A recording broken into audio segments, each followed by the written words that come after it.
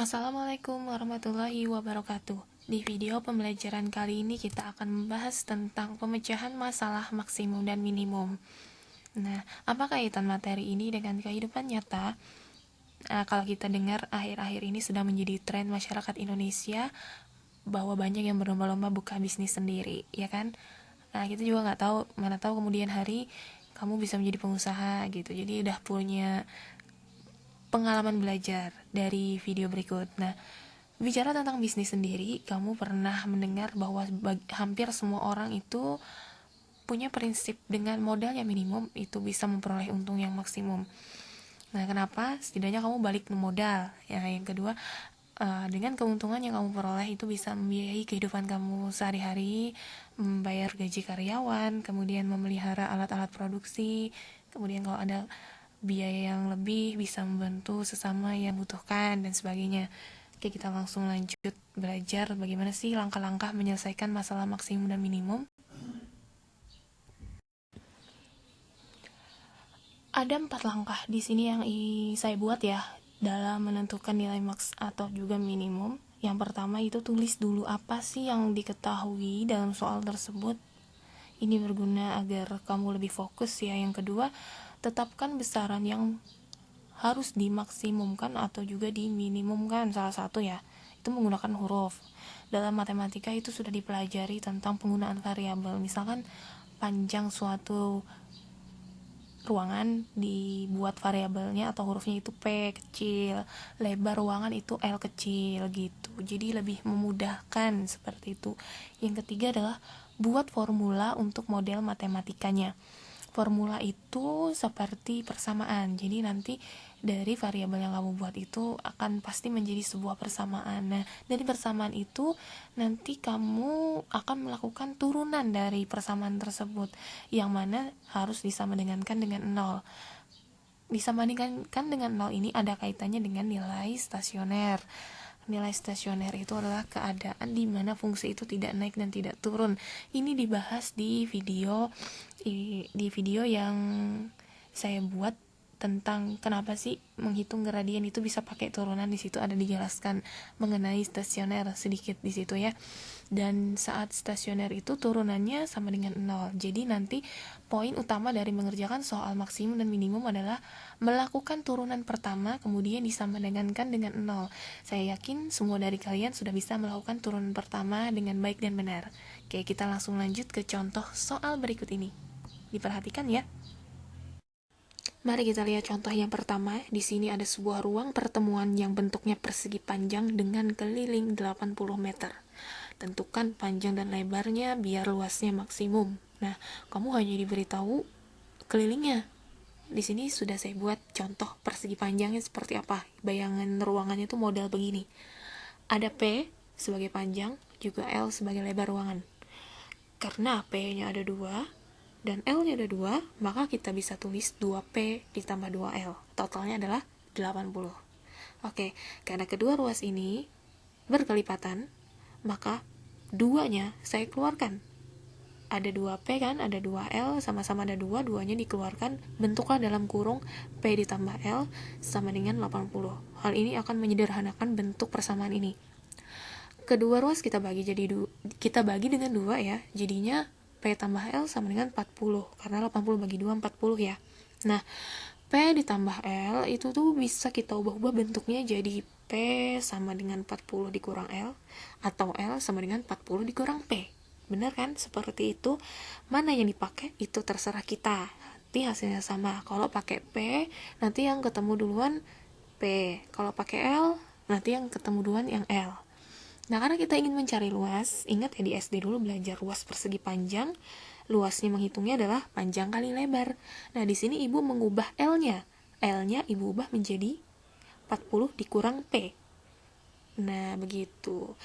Biar sama ya, di depannya P, maka belakangnya juga P. Biar ketika menurunkan itu bisa langsung. Jadi, P dikali L adalah P dikali 40 dikurang P. Nah, ini tinggal kali ke dalam. P kali 40, 40P ya. Kemudian P dikali P adalah P kuadrat. Jadi diperolehlah formula 40P dikurang P kuadrat. Nah, sekarang tadi kita ingat ya tadi menghitung maksimum tuh dengan menggunakan turunan, nih tinggal diturunkan aja. Masih ingat nggak? 40P turunnya apa? 40P, P-nya kan pangkat 1, jadi 1 dikali 40 tetap 40. Pangkatnya kurang ya, kalau pangkatnya kurang berarti 1 kurang 1 kan 0. P pangkat 0 kan 1, jadi 40 kali 1 ya 40. Kemudian P kuadrat turunannya 2-nya turunkan ke depan jadi 2P, pangkatnya dikurangi 1, jadi hasilnya seperti ini. Nah, 40 dikurang 2P sama dengan 0. Syarat menghitung nilai maksimum tadi ya.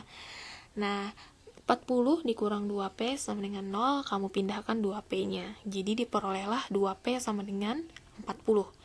P berarti 40 bagi 2 dong. Jadi P-nya ketemu deh 20. Kalau udah ketemu P, pasti gampang mencari L. Berarti L-nya tadi 40 dikurang P, P-nya 20.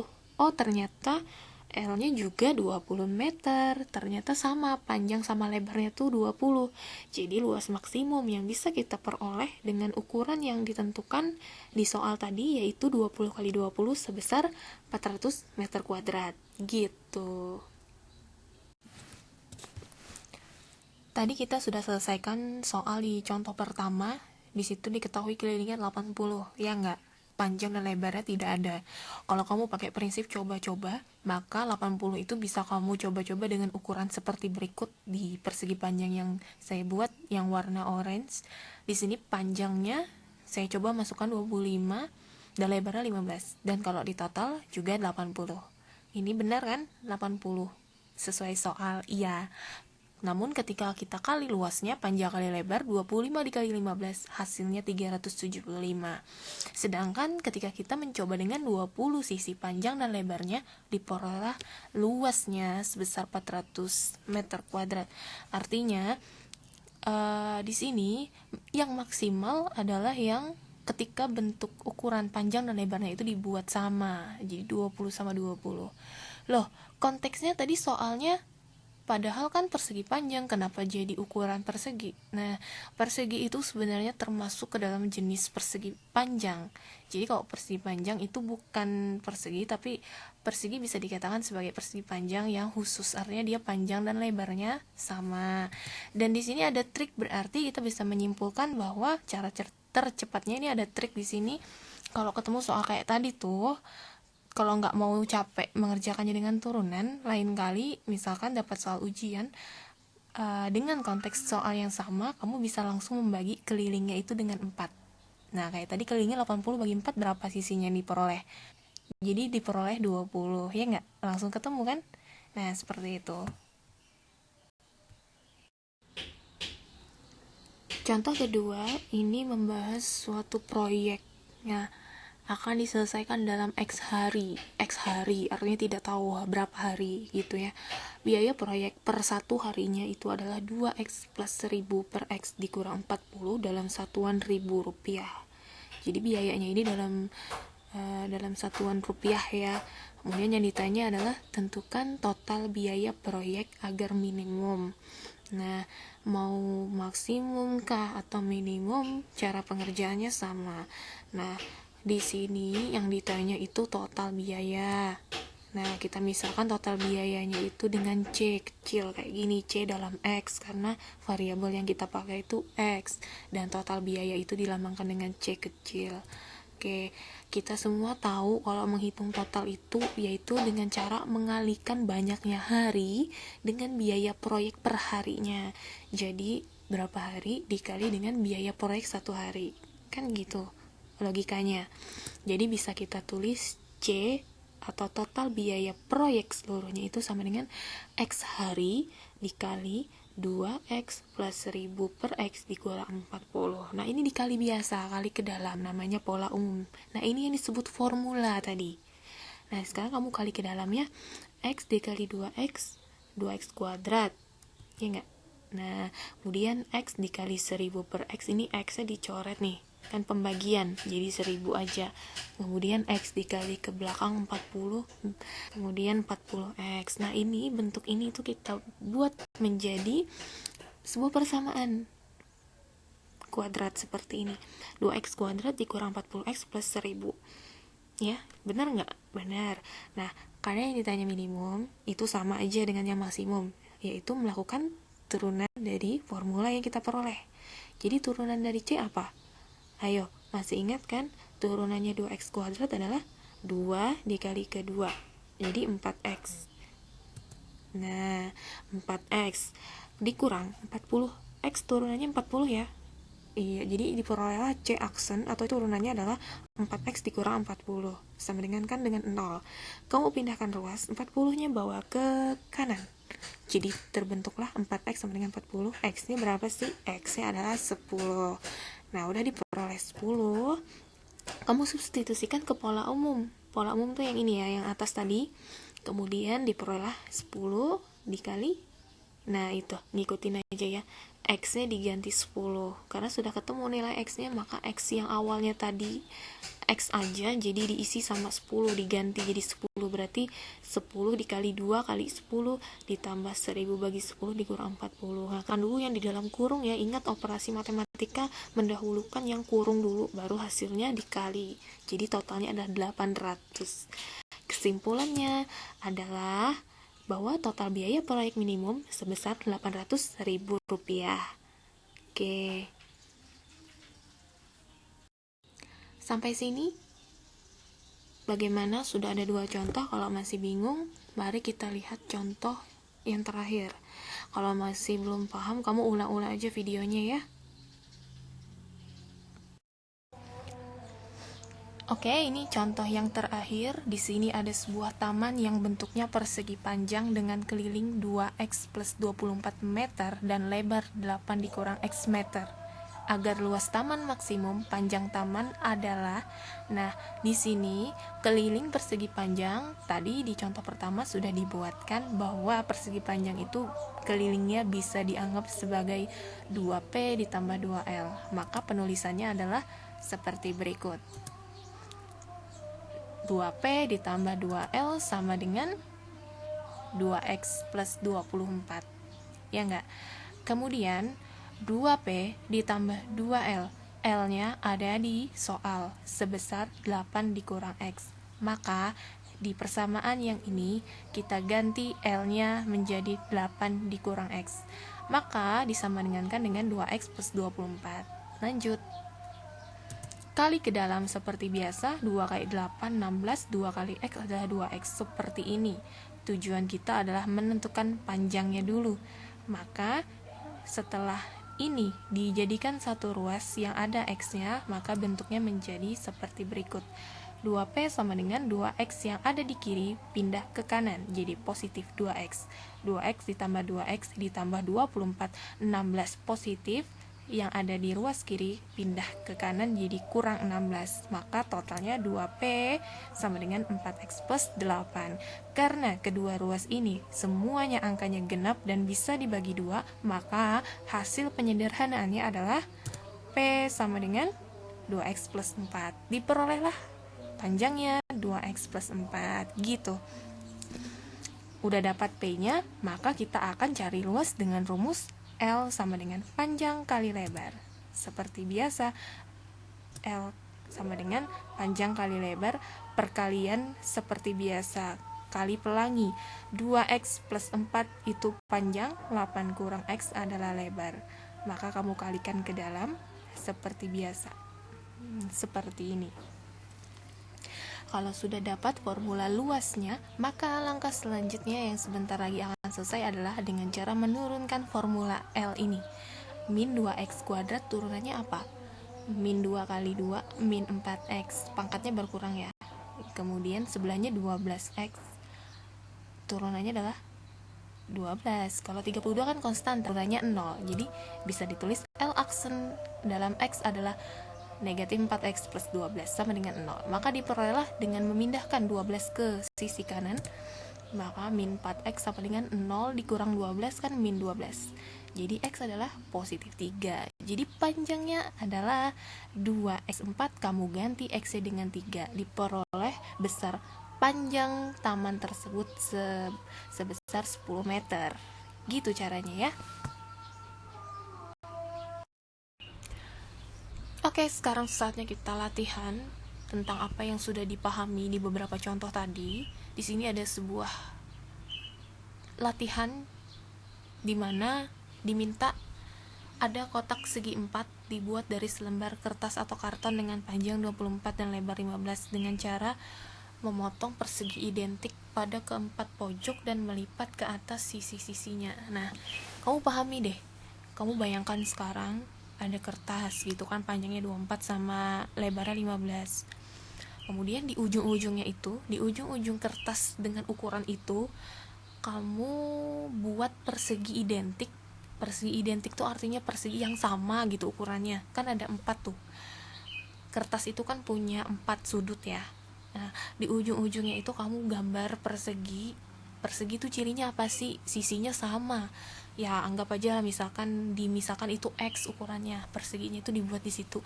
Ukurannya X sama X gitu. Ada 4 nanti. Di ujung-ujung kertas tadi ada 4 totalnya persegi. Gitu. Nanti kalau kamu kesusahan membayangkannya itu kayak apa, kalau udah digambar keempat persegi identiknya di kertas dengan ukuran tadi, itu kamu gunting aja dulu. Nanti kamu akan tahu berapa ukurannya.